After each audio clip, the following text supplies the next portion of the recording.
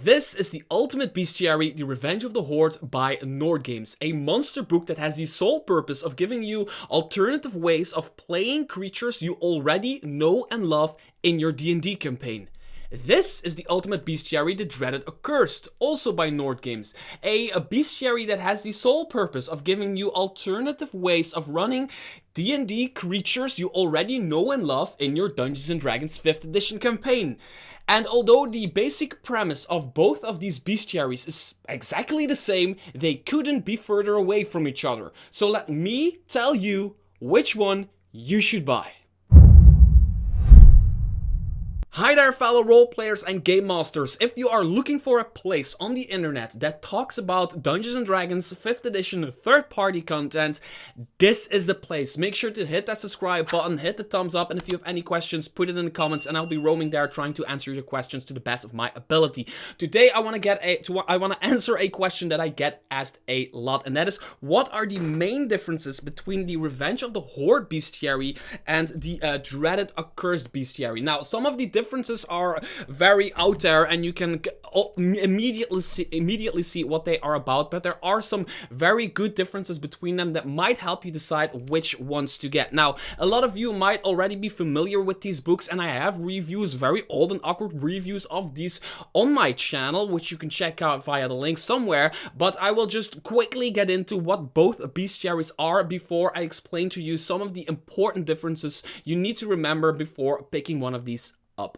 The first bestiary ever released by Nord Games is the Ultimate Bestiary Revenge of the Horde. Now, what is Revenge of the Horde? It is a bestiary about Horde creatures. Now, you might be asking, what are Horde creatures? Well, they are the orcs, the trolls, the goblins, the kobolds, the whatever I've forgotten, gnolls, because you see them on the cover. All of those creatures are in here, and they go deeper into those creatures, because a lot of the time we as dungeon masters use those creatures at lower levels, especially tier 1 of the game, where the characters can just bash these creatures around until they hit like the second tier of the game.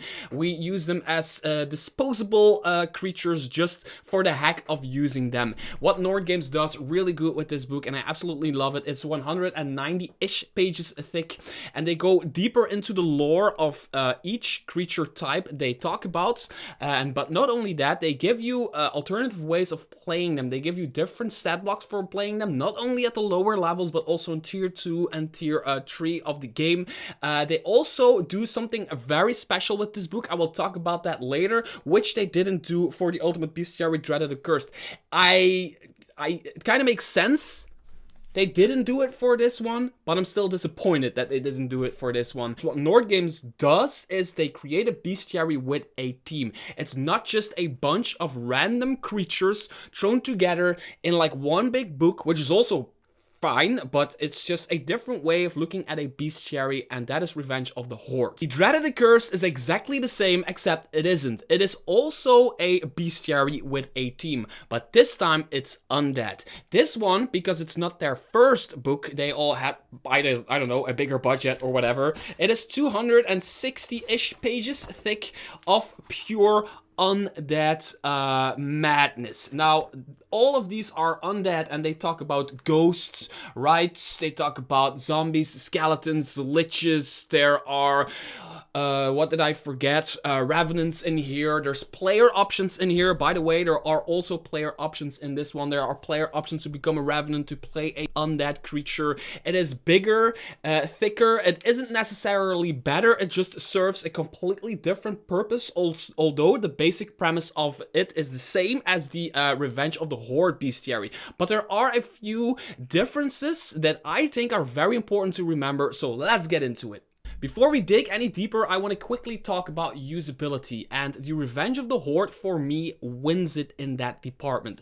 Yes, it's a thinner book, so you essentially get less bang for your buck, but there's something with this that just makes it very usable. Let's just face it, right? You are running a bunch of D&D campaigns through your D&D career. You have more use in, like I personally, and most DMs I think, have more use of Horde creatures, just creatures you can put in any campaign, anywhere, any day, anytime. So buying this book actually gives you like a book that you can put on your shelf and just take out at any time when you need a quick encounter. You just open it up, you know, oh yeah, it's just a warband of ogres. I need a warband of ogres, and you flip through a warband of ogres. You flip through the ogre section. There's a lot of lore here. You don't read that at your table. And then you, oh, a CR 9 to 12 ogre warband group members. Let's roll for that. I roll the 4 Scrofa, 2 Scrofa old bears, and an ogre charger. Boom, you put that on the table, and you got yourself a random encounter that you could put like almost anywhere in any fantasy campaign, at least the Forgotten Realms, at least Midgard,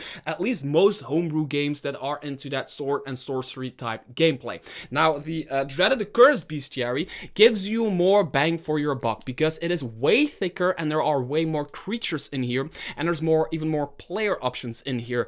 Now, that said, I think, although I absolutely love this book, it is more of a specific audience type book. Like, every dungeon master out there has probably used undead, but I tend to only use undead creatures in a campaign that has undead creatures, if you know what I mean. Like, there has to be a story and a reason for there to be undead creatures. They don't just live 2 kilometers away from a village just to pillage that village. That's not what undead do. They're in a tomb for some reason, and there was this curse, and they were all cursed and whatever. So there needs to be a reason for them to be there. As a matter of fact, quick plug, shameless promotion, I have written a adventure together with JVC Parry. I've kickstarted it. It's out on the Drive-Thru RPG, and you can still get it in pre-order physical print based on this bestiary. Yes, there is this complete adventure written by me and JVC Parry that you can grab for yourself based on this bestiary. It uses a ton of monsters from this bestiary. So you see that I love this. But for like the main dungeon master, most starting dungeon masters, or people just looking for a bestiary that they can use a lot, put in their shelf, and take whenever they need a group of monsters to attack their players, I think this one wins it in the usability department. As you can see, it has been used like a lot by me. I carry this around all the time. Now, let's talk about the most important differences of the two bestiaries. This is the point, although very small at first glance, this is the point that sells me on the Revenge of the Horde bestiary. And this is a small thing in the book, which is right here. They are what they call weapons, armor, and items. Each creature in this book, and I'm talking each creature, not each creature type. I'm now in the Hobgoblin department, but when I go to the Ogre department, and I just take a random Ogre department thing, all of these have a box of this, where you as a dungeon master can literally roll a d12, and your players find something or nothing on the creature they just defeated, something that makes sense on that creature. I absolutely love this. I think this makes so much sense, and this makes my life as a dungeon master so much easier. For example, on an Ogre Hurler. An Ogre Hurler is a guy that throws rocks, right?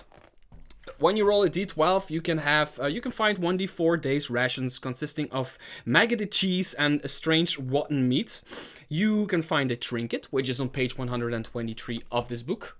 Right, where you can roll for different trinkets. Again, you can find a tattered leathered coin purse containing 21 or 66 copper pieces and 7 or 2d6 silver pieces. And if you roll a 12, a sack of 15 3d6 plus 2 gems, each worth 25 gold pieces. Now, if you take that same ID and you apply it to my favorite creature in the game, the Dragon Kobold Mutant, you basically get something that really makes sense. The Dragon Kobold Mutant is a flying kobold that can drink different potions and spit different kinds of fire and ice and water and whatever, and they can also throw them as some sort of Molotov cocktail, although that's the way I play them. I don't know if it's literally in the text, but I just every now and then have them throw the flasks and they explode, whatever, some type of Molotov cocktail dealing cold damage, something like that. Now, if you roll a 12, you find on them a potion of resistance, which completely makes sense for them when you see the stat block of the creature. So you are running this creature in combat and you're doing all kinds of crazy stuff with it, right?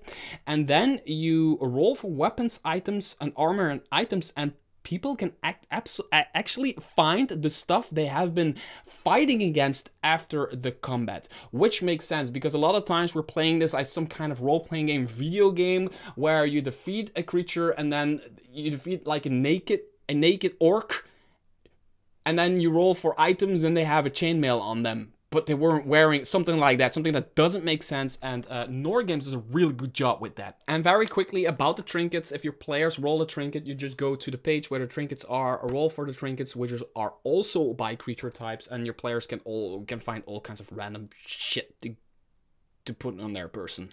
And to give one more point to a Revenge of the Horde is they have a section called Beasts of the Horde, which is literally attack animals, beasts of burden, and for companionship. So you get like hyenas, you get spotted hyenas, striped hyenas, you get like a big ass crocodile that's bigger than a bunch of drakes. You get all kinds of creatures, big ass boars, orcs or trolls or whatever used to ride or to fight. So that is basically the points why I think Revenge of the Horde might be for you if you are a all-round dungeon master that just needs stuff to put in their game on the fly, prepared or whatever, that just fits in almost any setting, almost any game of classic Dungeons and Dragons. Now, let's give a few points to the dreaded Accursed and a few reasons to pick this one up. First of all, it's way thicker, so a lot more content for you, more bang for your buck, more return on investment, whatever you want to call it. Also, undead. Who doesn't like undead? So if you are running a specific campaign and you need undead for your campaign, this one is really for you, and there is no bestiary that suits a undead campaign or a campaign that's partly undead better than this bestiary. This is more of a one-trick pony than the other one, but it is just really good at what it does. But where it, for me personally, really shines and where it gains points towards the other one, Revenge of the Horde,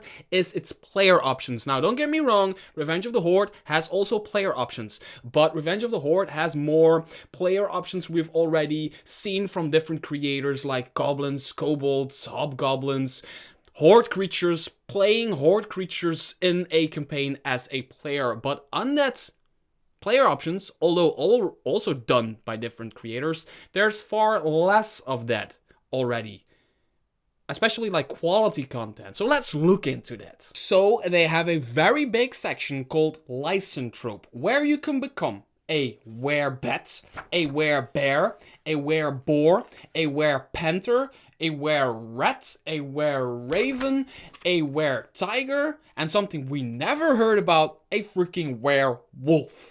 Then they go into all kinds of undead we know and love, which is a ghost. You can become a ghost, by the way. You can play a wight, you can play a ghast, you can play a mongerfolk, all types of undead creatures you can play. But where it really shines, and what I hear a lot of people say, because I've put this in my adventure, I copy-pasted this stuff into my adventure because it's based on this book. It is becoming a revenant. Yes, you can die. When you use this book, you can give players the option to come back as a revenant when they die. Basically, they become much stronger when they are a revenant. The thing is, basically a trade-off, they when they complete their goal they were put there to do, they die and they pass on to the different realm. So you could be playing an adventure, for example, you're playing my adventure that I based off of this bestiary, shameless plug, and you have a player character die like 2 sessions away from the end, right? They die. You give them the option to come back as a revenant, and you tell them, well, your goal is to finish the adventure and bring the ultimate sacrifice to the evil sea god. If you do that, you pass on to a different realm. If you fail to do that, well, you're stuck being an undead for the rest of your quote-unquote life, and that's not a good thing to be in like a human living world, because people will hunt you down and try to kill you. That said, People absolutely love that. I had a lot of comments that was the first time they read about becoming a Revenant through my adventure, and they absolutely just loved the idea of just giving the player that just died the option to complete the adventure anyway. I absolutely love that they put that in the dreaded Accursed Bestiary. And if you are like me and you piss your pants when you watch horror movies like Chucky, they have a section called Animated Objects. And that was my quick look in the main differences between the dreaded Accursed Bestiary by Nord Games and also the Revenge of the Horde Bestiary from Nord Games. Some of these were obvious differences, like one is about Horde creatures and the other one is about undead, like vampires and liches and whatever. But there are also small things, design choices that Nord Games did for one book and they didn't do for the other book. And I think it's very important for you as a consumer to know what you're gonna get and what you're gonna get yourself into. These books have tons of other stuff, like both books have lair maps, they have challenge rating lists for different war bands or different encounters. One of them has lists for finding loot, and there's much more in there. Both of these go into the lore of different creatures, and there's talk about hierarchy within like the undead creatures, especially like the liches and the skeletons and the zombies, how they work towards each other. Both of these books are amazing books, and if you want to pick them up, click the link in the description below. And until next video, bye bye.